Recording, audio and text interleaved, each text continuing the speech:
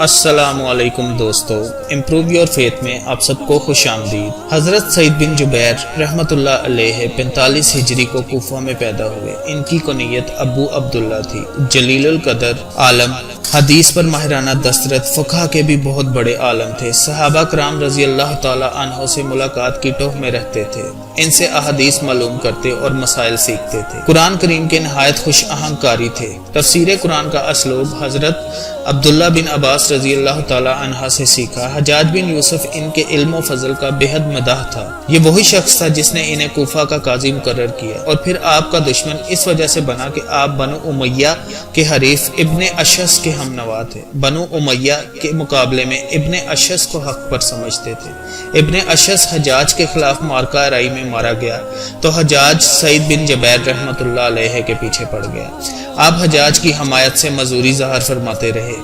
حجاج انہیں موت کے گھاٹ اتارنے کی دھمکی دیتا رہا، مگر وہ اپنے موقف کے جواز پر قائم رہے۔ بالآخر 95 ہجری میں شہید کر دیے گئے۔ حضرت امام احمد بن حنبل رحمۃ اللہ علیہ جب ان کا تذکرہ کرتے تو بے ساختہ رو کر فرماتے تھے، اللہ کی قسم، سعید بن جبیر اس حال میں قتل کیے گئے کہ روئے زمین کا ہر مسلمان ان کے علم کا محتاج تھا۔ اس جلیل القدر عالم، اللہ کے ولی، محدث اثر، فقیہ امت اور شیخ الاسلام کو قتل کرنے والا حجاج بن یوسف ہے، جس نے اس حق پرست عالم کا ناحق خون کر ڈالا۔ تفسیر و حدیث یا فقہ کی کوئی بھی کتاب اٹھائیے، جب آپ کتاب کھولیں گے اور اس کی ورق گردانی شروع کریں گے تو آپ کو جا بجا سعید بن جبیر کا تذکرہ ملے گا۔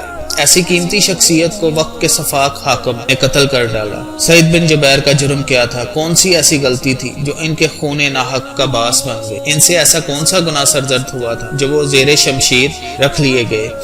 سعید بن جبیر کا جرم صرف اور صرف یہ تھا کہ وہ حق پرست اور بے باک عالم دین تھے۔ انہوں نے حجاج بن یوسف سے کنارہ کشی اختیار کر لی تھی اور بانگ دہل کہہ دیا تھا۔ ترجمہ: تم نے خطا کی ہے اور ظلم کیا ہے، برائی کی ہے اور حد سے آگے بڑھ گئے ہو۔ حجاج بن یوسف نے اپنے بارے میں یہ کڑوا سچ سنا تو اس نے سعید بن جبیر کو قتل کرنے کا فیصلہ کر لیا، کیونکہ وہ چاہتا تھا کہ میرے خلاف کوئی لب کشائی نہ کر سکے۔ چنانچہ حجاج نے اپنے فوجیوں کو سعید بن جبیر کو حاضر کرنے کا حکم دیا۔ فوجی سعید بن جبیر کے گھر گئے اور دروازے پر دستک دی۔ سعید بن جبیر نے یہ ڈراؤنی دستک سنی تو دروازہ کھولا تو ان کے سامنے فوجیوں کا جتھا کھڑا تھا۔ انہیں دیکھ کر سعید بن جبیر نے فوراً کہا، ترجمہ: ہمیں اللہ کافی ہے اور وہ بہت اچھا کارساز ہے۔ پھر آپ نے پوچھا، تم کیا چاہتے ہو؟ فوجیوں نے کہا، حجاج نے آپ کو فوراً طلب کیا ہے۔ سعید بن جبیر نے فرمایا، تھوڑی دیر میرا انتظار کرو۔ پھر اندر جا کر غسل فرمایا اور بدن پر حنوط ملا۔ حنوط چند خوشبودار چیزوں کا ایک مرکب ہوتا ہے جو مردے کو غسل دینے کے بعد اس پر ملتے ہیں، اور کفن پہن کر فرمایا، اے پروردگار، اے قوم و صلابت والے، جس پر ظلم و زیادتی نہیں ہو سکتی، اے عزت و شان والے، جس کے حصول کا تصور نہیں کیا جا سکتا، میرے لیے حجاج کے شر سے کافی ہو جائے۔ فوجی حضرت سعید بن جبیر کو لے کر حجاج کے پاس چل پڑے اور سعید بن جبیر کی لسان حق ترجمان راستے بھر یہی ورد کرتی رہی، اللہ کی توفیق کے بغیر نیکی کرنے کی طاقت ہے، نہ برائی سے بچنے کی ہمت۔ باطل پرست خسارے میں پڑ گئے۔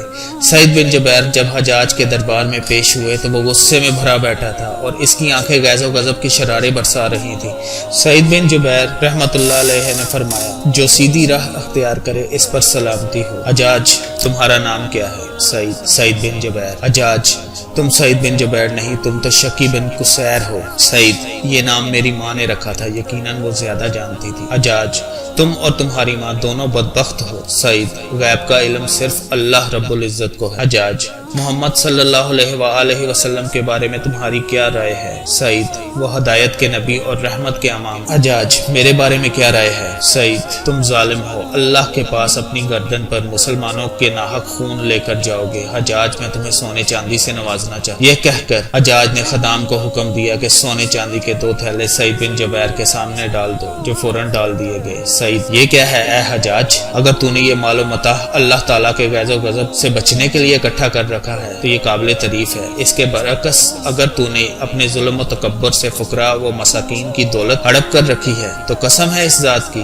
جس کے ہاتھ میں میری جان ہے، تجھے اس دن سے ڈرنا چاہیے جس دن ہر دودھ پلانے والی اپنے دودھ پیتے بچے کو بھول جائے گی۔ جس دن تم وہ قیامت کا زلزلہ دیکھ لو گے، اس دن دودھ پلانے والی مائیں اپنا دودھ پیتا بچہ بھول جائیں گی اور حاملہ خواتین حمل قبل از وقت گر جائیں گے، اور تو لوگوں کو اس حال میں دیکھے گا کہ وہ مدہوش دکھائی دیں گے، حالانکہ در حقیقت وہ متوالے نہیں ہوں گے، لیکن اللہ کا عذاب بڑا ہی سخت ہے۔ حجاج تم بھی ہماری طرح کیوں نہیں ہنستے؟ سعید جب بھی اس دن کا تصور میرے ذہن میں آتا ہے جس دن قبروں میں جو کچھ ہے نکال دیا جائے گا اور سینوں کی پوشیدہ باتیں ظاہر کر دی جائیں گی تو میری ہنسی غائب ہو جاتی ہے۔ حجاج پھر ہمیں کیوں ہنسی آتی ہے؟ سعید لوگوں کے دل یکساں نہیں ہوتے۔ حجاج ہم تمہاری دنیا کو ایسی آگ میں تبدیل کر دیں گے جو بڑی شعلہ بار ہوگی۔ سعید اگر تو اس پر قادر ہوتا تو میں اللہ کو چھوڑ کر تیری عبادت کرتا۔ حجاج میں تمہیں اس طرح قتل کروں گا جس کی مثال نہیں ملے گی۔ سعید اللہ کی قسم جس طرح مجھے قتل کرو گے اسی طرح اللہ تعالیٰ تمہیں قیامت کے دن قتل کرے گا۔ حجاج اسے قتل کر دو۔ سعید بن جبیر نے یہ دعا پڑھی،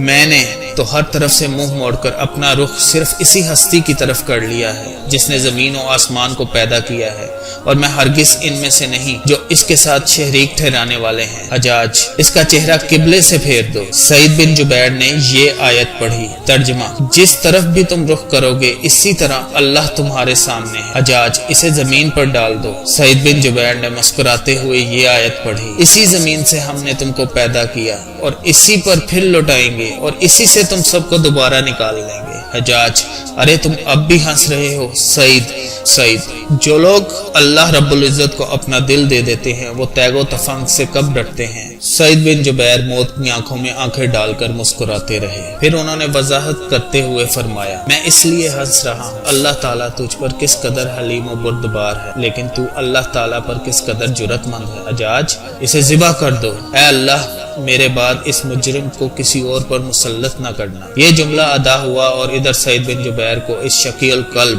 نے قتل کرا دیا، اور اللہ تعالیٰ نے سعید بن جبیر کی دعا کو مان شرف قبولیت سے نوازا۔ جلد ہی حجاج بن یوسف کے بدن میں ایک زہریلی پھنسی نکلی۔ اس کی اذیت اتنی شدید تھی کہ وہ درد کے مارے پورے 1 مہینے تک پاگل بیل کی طرح ڈکراتا رہا، اور اس دوران وہ زندگی کے وظائف ہی بھول گیا۔ کھانا پینا، سونا جاگنا اور اٹھنا بیٹھنا دو بھر ہو گیا۔ اس کا چین اور رات کی نیند حرام ہو گئی۔ وہ تڑپ تڑپ کر بار بار کہتا تھا، اللہ کی قسم جس رات بھی میری آنکھ لگی میں نے خواب میں دیکھا کہ میں خون کی نہروں میں تیر رہا۔ پھر حجاج رہ رہ کر یہی جملہ دہراتا رہا، نہ جانے میرا اور سعید کا کیا حشر ہونے والا ہے، نہ جانے میرا اور سعید کا کیا حشر ہونے والا ہے۔ یہی جملہ کہتے کہتے وہ لقمہ اجل بن۔ دوستو ہماری آج کی یہ کوشش اگر آپ کو اچھی لگی ہو تو ہمارے چینل کو سبسکرائب کریں، بیل کے آئیکن کو دبا دیں اور زیادہ سے زیادہ شیئر کریں تاکہ ہر نئی آنے والی ویڈیو آپ کو سب سے پہلے مل سکے۔ شکریہ۔